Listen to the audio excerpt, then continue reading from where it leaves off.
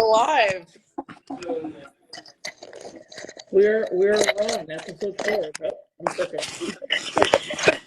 Let's adjust, work out the kinks a little bit here. What happened? As I'm trying to adjust. Can you hear me okay?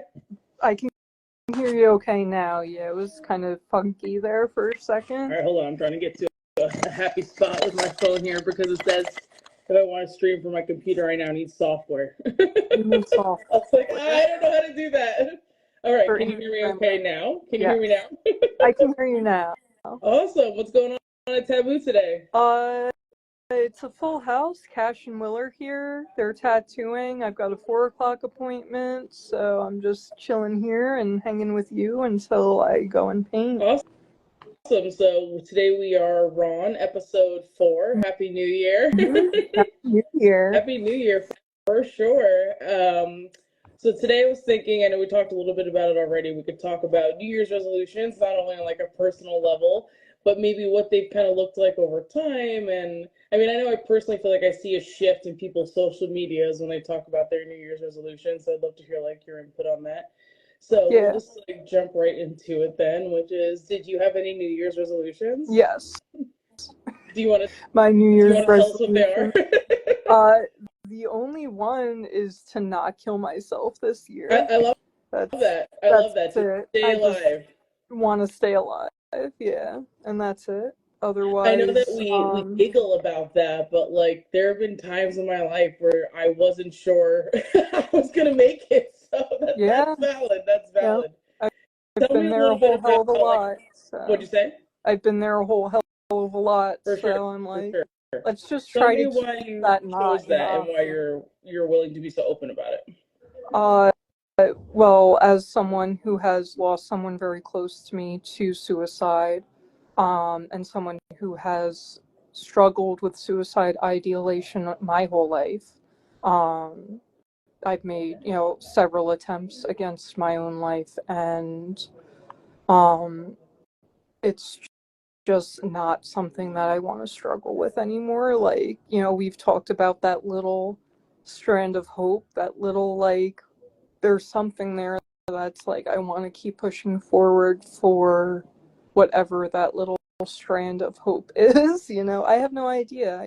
And things, they get better, they get worse. The last several months have been very difficult. I have felt very displaced, but I'm also in a really good position to like reinvent myself and decide what I'm going to do with my life now.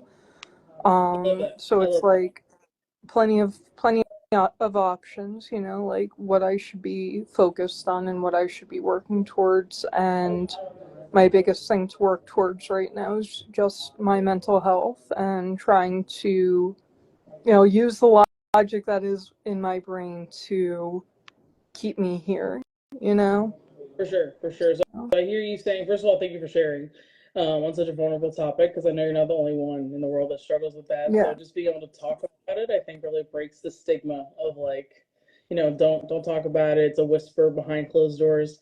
But what I hear you saying is not only do you want to stay alive this year, but maybe you don't want to struggle with the suicidal ideation as much or even at all. Like I hear you saying like you want to break some pattern of like, yes, I'm alive, but also I'm not sitting here alive wishing I was dead. Like, something right. Yeah. So tell me what's worked well before to help give you like the quality of life where you don't feel like you're chronically fighting off those thoughts. My artwork will always be my biggest release, like if I can get into the zone and just start making artwork, I forget, it like clears my mind. It's like restarting a computer. It's like, closing all the tabs out and then I can come back fresh,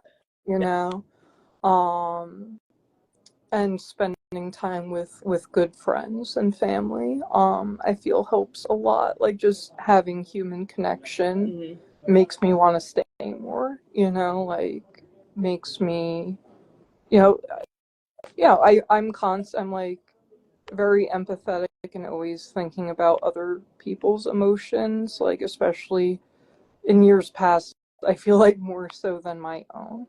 So trying to find like the balance of like caring about people and helping them to keep myself like happy, you know, like giving is like one of the best things you can do to make yourself happy, but also balancing it so that I'm not pouring from an empty cup, you know. So like that's probably my biggest goal, is to like keep myself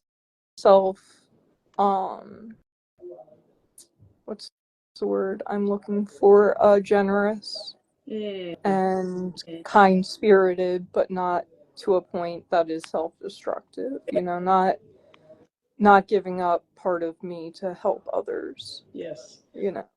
So for those of you who are just joining, we're taping right now Rawn episode 4, and Lawn is sharing with us about her New Year's resolution is to stay alive this year. We love that. Yeah. Finger snaps. But when we dig a little deeper, and it sounds like, you can tell me if I'm relaying this correctly, is Lon's idea of staying alive this year also means like doing things to combat like the suicidal ideation, so it's not like a chronic thought, you know, like having quality of life. And you said some things that help give you that quality of life are your outlet in your art skills, you know, tattooing, drawing, painting, and then I know you have some other skills that we haven't even touched on yet in Ron. And also connection with people, you know, like feeling supported, feeling loved, and then like the subcategory to that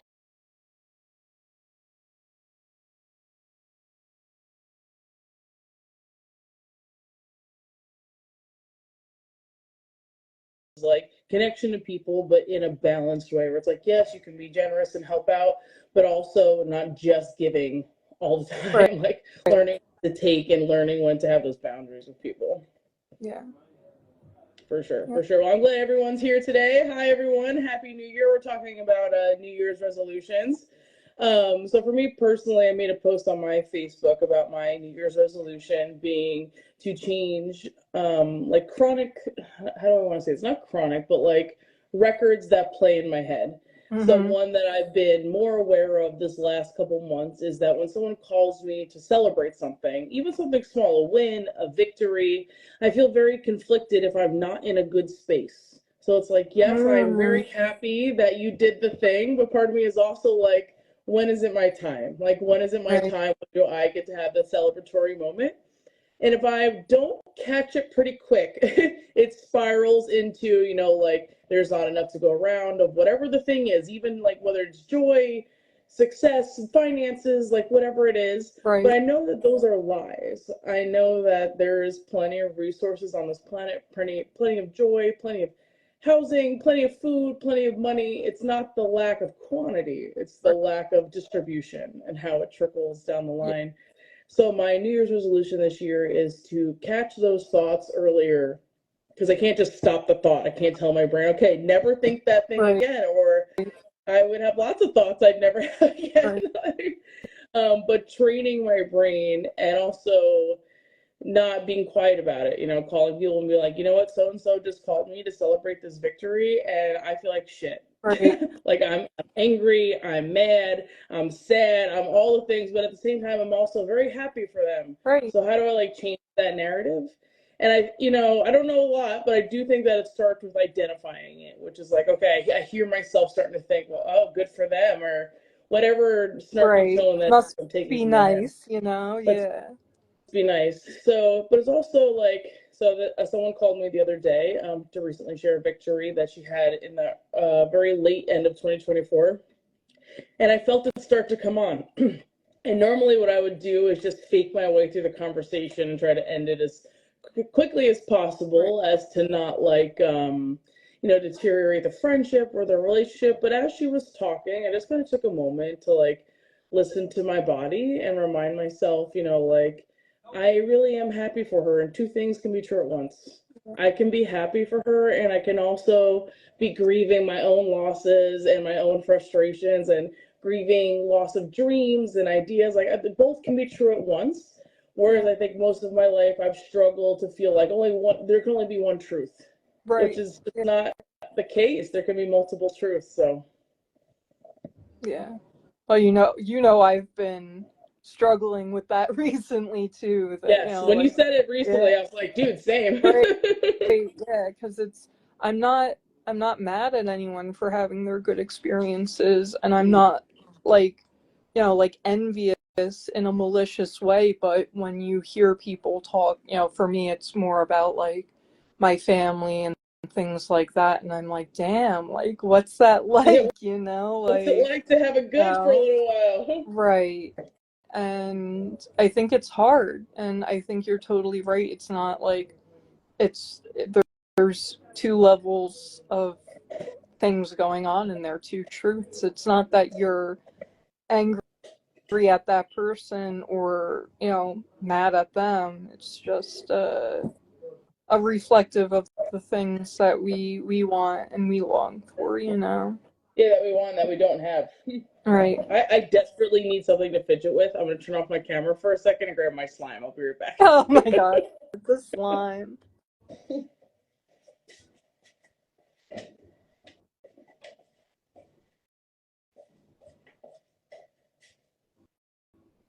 The slime was a Christmas present that Randy had to ask for, so maybe she'll tell that story when she comes back. Alright, if you can hear me, I'm back in the room turning my camera back on. Okay. I just told everyone that was a Christmas present you asked for. Slime from Slime Obsidian. This was their snow cone flavor. Okay, I feel better already. Like, as you were talking, I'm like looking around my desk. I'm like, do I have something right. I could play with? Right. I need to fidget. I'm desperate right now to not just be sitting here with my hands in my lap. Yeah. Okay, so let's recap. So we talked about our personal New Year's resolutions. It sounds like we both have shared each other's. You know what I mean? Like, even though I'm not currently struggling with chronic suicidal ideation, I did for most of my life. And it took a very, how do I say this? Like, the more I tried to address it, the more I realized it was complex. It wasn't just like one thing usually that was causing it. It was like a multitude of things and feeling like it was kind of all happening at once. Like, everything sucks all of the time, forever. Like, everything just always seems to suck, coupled with untreated trauma. So, like, being traumatized and just feeling like I could walk it off, which you can't, by the way. I mean, you can, but, like, you can't. Like, you need to address it in a way that works for you. So I do think that healing trauma is definitely not a cookie cutter. Yeah. And not everyone needs a clinical setting. I do think some people need a clinical setting, but usually we need a balance of clinical and non-clinical, treatment to like get through it. But it also took like a very, I don't know, like when I think about the shifts that started to happen, it was a combination of changing my surroundings. So like ending friendships or relationships that weren't healthy for me, even if I had created them, which was hard because I'm like, I've been friends with this person for so long, but I realize now that it's actually enabling behaviors that aren't good for me. But it was like a very, very conscious choice to get uncomfortable, which is like, I don't know how that resonates with other people, but I literally had to choose every day to get uncomfortable, knowing that discomfort wasn't going to kill me, but that if I didn't get uncomfortable, I was going to kill me. And I didn't want to live like that anymore. And even though sometimes I still have like that mindset, I feel like the chronicness of it has lifted, but it took some time. Like it wasn't an overnight. It wasn't a pill. It wasn't a certain therapy. It wasn't a certain friend or a walk in the forest. It was like a combination of a lot of things. And then you like slowly feel the clouds start to part. Right. So I feel that. What do you think when you think about just like in your time on this earth, New Year's resolutions, like from when you can first recall people talking about them to now? Tell me about that a little bit. I feel like, when I was younger, at least personally, like I would take on like 17 things that I was going to do, like just automatically set myself up to fail. Do you feel like other people were doing that too? Like that was the norm? Maybe not to that scope. I feel like when I was younger, there was more talk of it and more pressure to have something major that you were going to work on. And like, at least on social media these days, I'm seeing a lot of people being like, I have no New Year's resolution. Like, my plan is to be a worse version of myself this year. And it's The like, biggest menace I cool. can be, yes. Right, exactly. It's like, so, and I think that's a smart shift, because like you can't like just decide one day you're gonna change everything in your life for better. I feel like the baby steps are That's the only way to go, like, whether it's with exercise, eating better, kicking an old habit, whatever it is, like sometimes you can't just decide January 1st of this year, that's it. That's the new life for yeah, me. yeah, with no real like changes. You're just like, Right, suddenly I'm not gonna do the right. thing. Yeah. Yeah. So, I feel like when I was growing up, it was similar to like what you're saying, like 17 things, but it was very focused on, especially for women, but also for male identifying folks, was like the health changes, like I'm going to get fit, I'm going to lose this many pounds, I'm going to get my body bikini ready. It was like very focused around like, I want to say health, but it really wasn't, because it would also come right, along with like fad diets and crash diets, and like it wasn't really about health, it was about vanity. It was about looking what they perceived to be more beautiful. And then I think we shifted from it not just health, but like other things. So like now but it was still always, I felt like too extreme. Like, okay, maybe I'm not going to worry about losing 50 pounds, but I'm going to go from being at the bottom of a corporate ladder to being the CEO by fall. And right, I'm like, I'm not saying you can't. I'm just saying like, what steps are we going to take? And I do feel like there's been a shift, though, is the point I'm trying to make, is I feel like people went from setting big goals without really thinking about what's their why. Why do I want this goal? Do I want this goal? Oh, I get the thumbs up.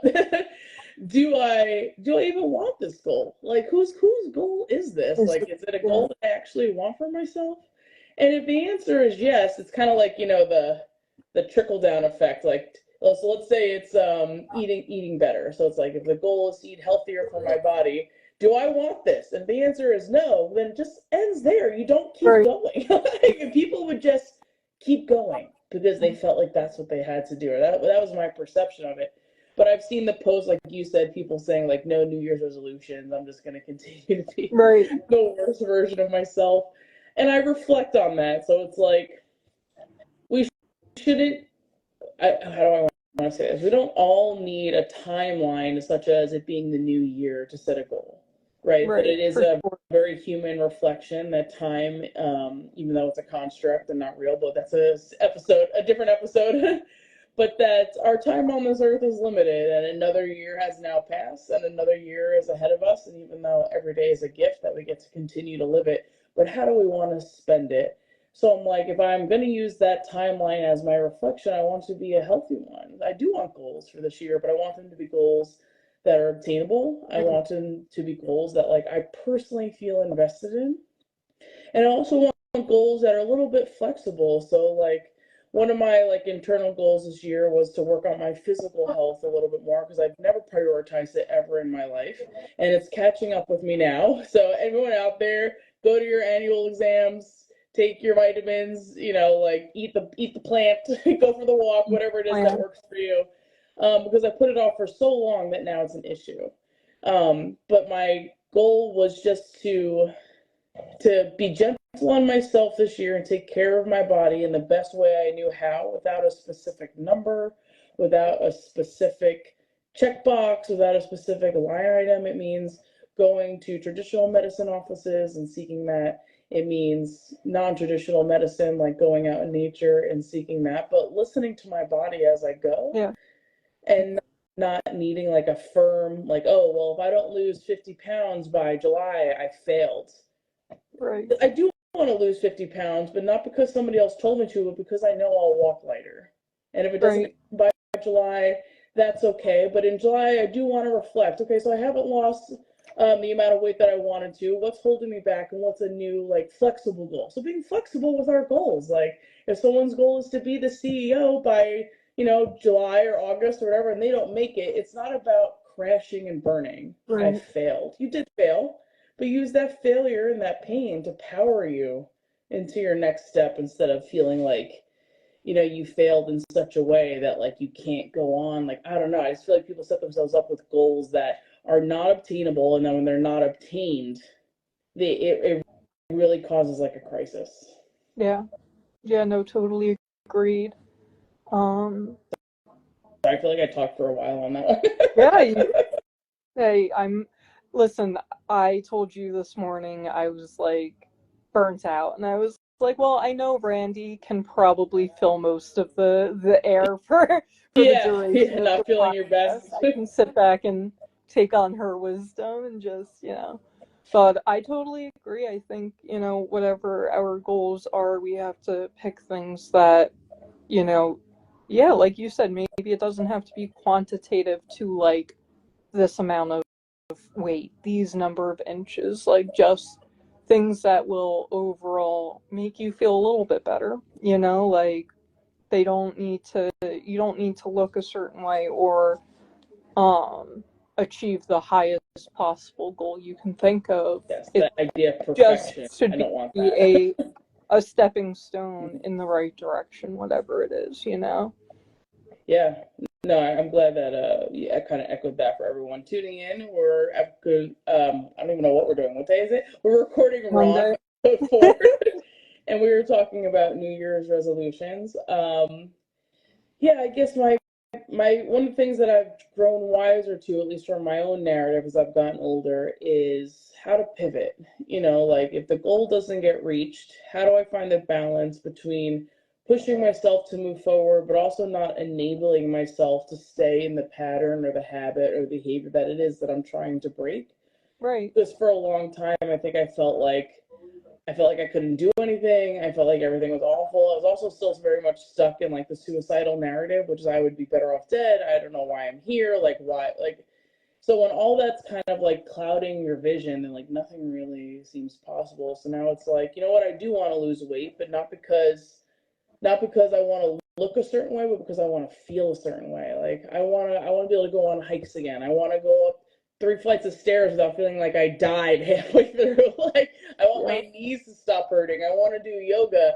And even though my personal goal is a certain number, I'm trying not to put a specific date on it while I still figure out my course of action as I learn food, a relationship with food differently, as I prepare to go see a nutritionalist, as I start a new medication. It's going to be about like pivoting and adjusting as I go, which is, what if I haven't done any movement in 3 days, even though the weather's crap? That's not really an excuse because I have a yoga mat that I can roll out on my Right. floor, but not shaming myself into doing it. Just being like, let's just roll out the mat and let's call a friend who does yoga. You know who you are.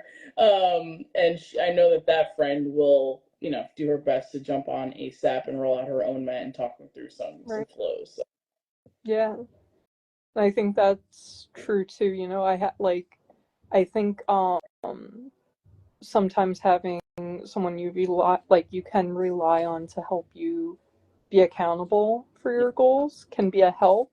But also I have found that if I have a goal set and I'm like telling everyone about it and it doesn't follow through, Yeah, it feels so a much letdown. worse. Like it's like fuck, now I gotta tell all of these people about how I failed. So it's like I think, in thinking about our resolutions, it's like let's share with people who will be supportive, but maybe we don't have to tell all of everyone the things we're working on, Yes, just so tell that the we don't people have that. to if it doesn't work out, Yeah. we don't have to go back and be like, hey, by the way, this was my goal, but I'm an idiot and it didn't work, because that's how I talk to myself, Yes, you yeah. need someone to be like, don't talk about my friend like that. My friend isn't you. To yourself, don't Right, talk about my right, friend like that. I struggle with that. I mean, I'm always trying to brainstorm like the healthy reliance on others. Like right, my toxic trait for many years and still can be is I can do it myself. yeah, You can only let so many people let you down before you're like, I can do it myself. So now it's about making the call, sending the text, showing up, and saying like, I'm not okay. I'm not yeah, okay, or I need help with this thing or whatever that is. But This is bringing to mind something I talked about with someone else recently. I'm trying to think who it was. Not super relevant, but that's okay. But it was the idea that, like, humans are perfect spiritual beings having a flawed human experience.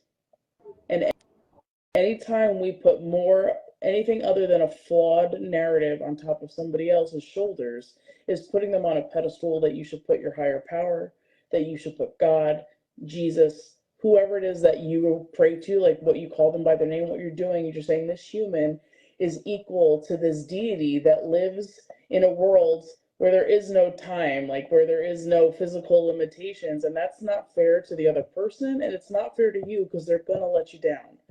So it's like, where do we find the balance of, like, yes, I need to play chess to learn how to trust others, but also it's no one else's responsibility to save me.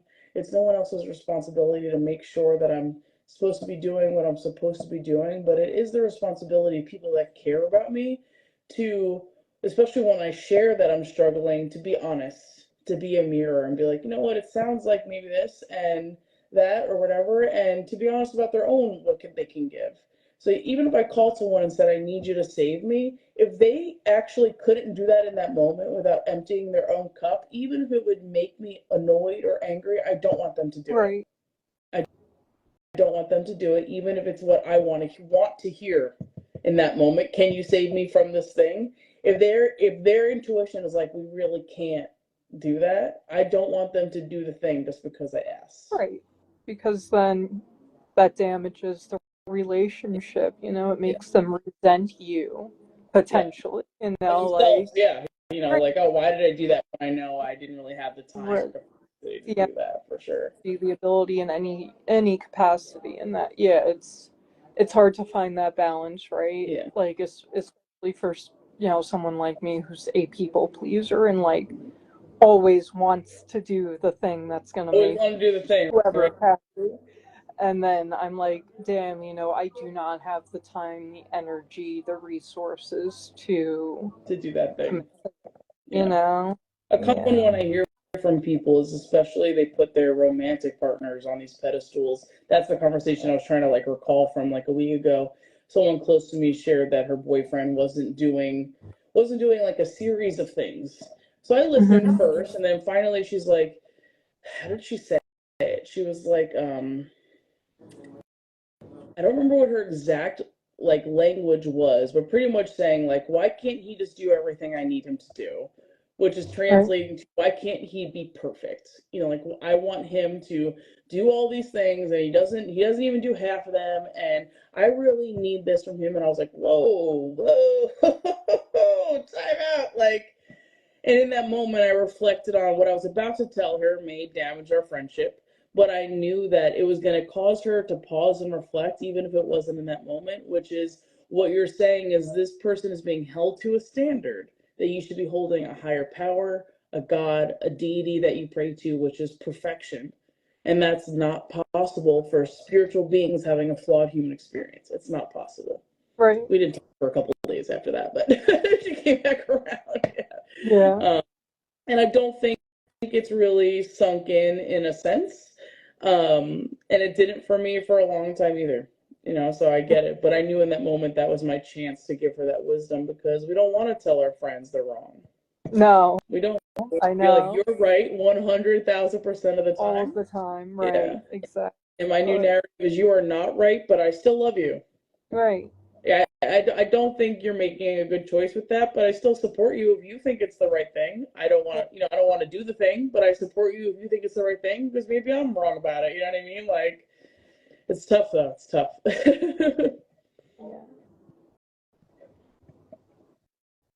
I definitely had something else that I wanted to add into all of this, but it has escaped my mind. That's okay. Should we review some things that are on my desk? I have some fun things on my desk. Yeah, let's talk about the fun things. Let's start with this Jim, whose little hat can't really. It's the frog that you got. I don't know if it was my birthday or Christmas, but you got me this frog. When's your birthday? October. But it was like the first October or Christmas we knew each other. It wasn't this past one. This was a while. Right. I think that was birthday, last like year. maybe the first birthday we knew each other. Yeah. Perhaps. So this frog belongs to the Spaghetti Monster cult, but I didn't have a colander to wear on his head, so he wears a little mug with my baby brother's name on top, says Frank. I love that. Yeah, the Spaghetti Monster people got it approved to wear colander in your government issued ID as a religious. Yeah, so I support that. I really do. Like, people look at me crazy, but I'm like, let them do the thing. They proved the point that you just need to be able to do the thing.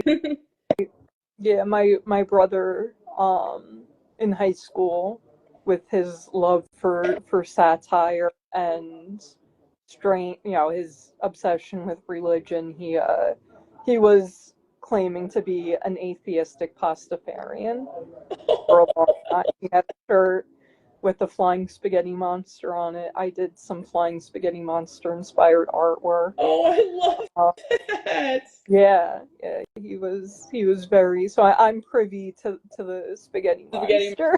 Yes, I have a good friend in Seattle, Amy. If you watch this, I love you so much. And her and I have had many spiritual talks over the years, and something that I realized resonated with her was the idea that it couldn't be so serious. Like, we needed to have some lightheartedness around it. I think most people do. If you take anything too serious, including religion, it's no longer enjoyable. Like, we need to be able to laugh. And for anyone out there watching, I can tell you right now, everyone in the spirit world is also a smartass, just like me. So you're good. So her icon in my phone is the spaghetti monster wearing the colander. So every time she calls, that's what shows up on my screen. And sometimes someone will be sitting next to me and like, is the spaghetti monster calling you? I'm like, she sure is. She sure is. The spaghetti monster calls. Let's see what else I got. Oh, I got baby Randy. Aww. Yeah, that's my preschool picture. It's also strangely a compact. I don't know why. I love the little like Dutch boy haircut. Oh my gosh, so many awful. I mean, this one I could tell my mom did because the bangs above the left eyebrow are higher than the right. Yep. I mean, I had a mullet for a little while, like lots of at home. This is the thing, is they weren't even at home haircuts. My mom paid people to do that to me. I love it. I'm offended. Let's see, we got an owl. Owls are always good, like some owl wisdom. I have a printer's box filled with like all sorts of lots of animals. A couple owls, we got lots of elephants. I don't know if you can see in here. Can you see in here if we do probably not. I bet the camera's not gonna. Oh, maybe. That's me and my friend Nikki in there. In Wildwood after prom. I'm trying to like get it next to the camera.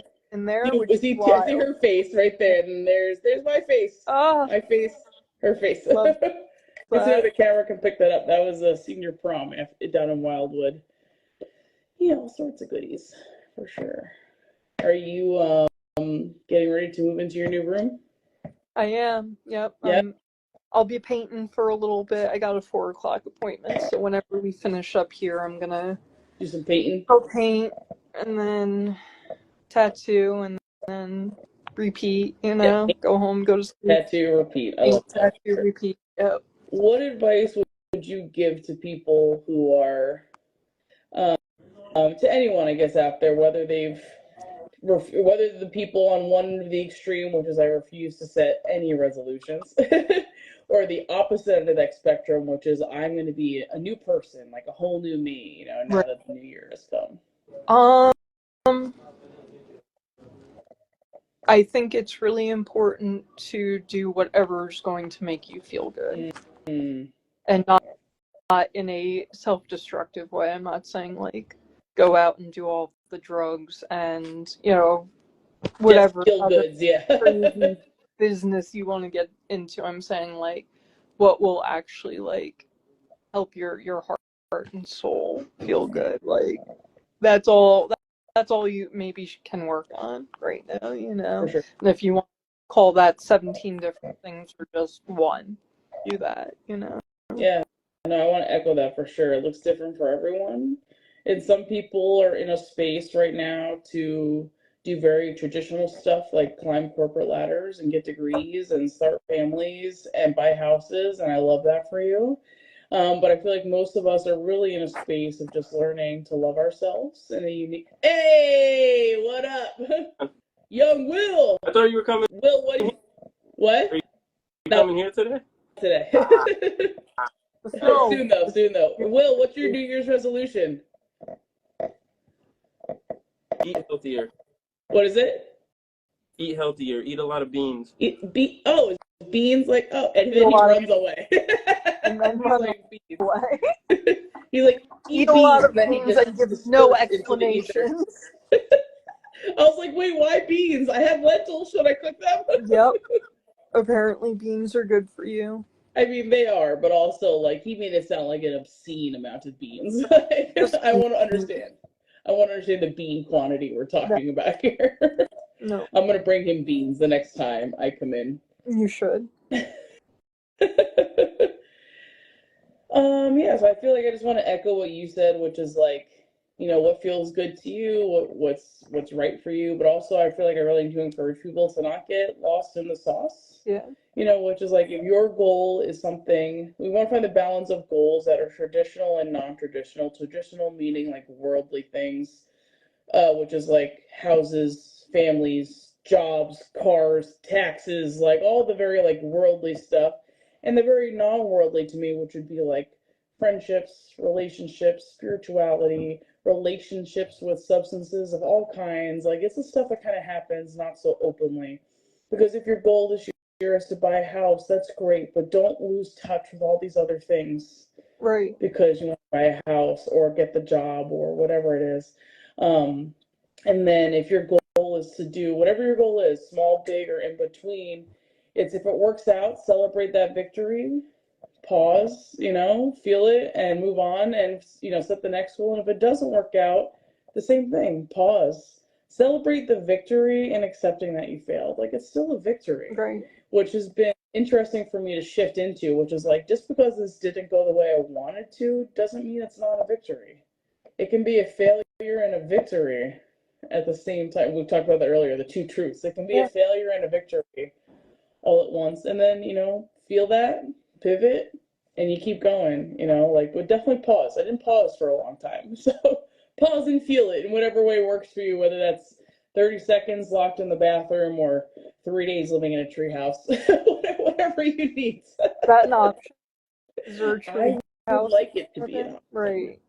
Right. I mean, I always joke about clear my browser history if I die and someone gets a hold of my phone, but my Verbo history is probably the most telling, which is like isolated tree houses near me with running water, very specific. I want a tree house near a stream, but also Wi-Fi. How can I get all of these things? Yeah. So you can clear my browser history, but make sure you publicize my Verbo or my Airbnb history for sure. Do you want to keep going today? Do you want to pause here? Like, I know you have a tattoo at 4. I'm flexible. I also have like random talking cards, or we can just kind of close out. What feels good to you? Want to do a random talking card and then we'll wrap up? Oh, I forgot I pulled this out. My hands are sticky, or not like sticky, but like moist from the slime. My friend Amy, we started a traveling journal, me and a group of girls in Seattle. Very exciting. And one of the girls, when she got the journal, made us all fortune tellers from our 90s days on like cloud paper. So pick a number 1 through 8. We're going to go with 3. 1, 2, 3. Green, orange, black, or red? You know, it's going to be orange. ORANGE.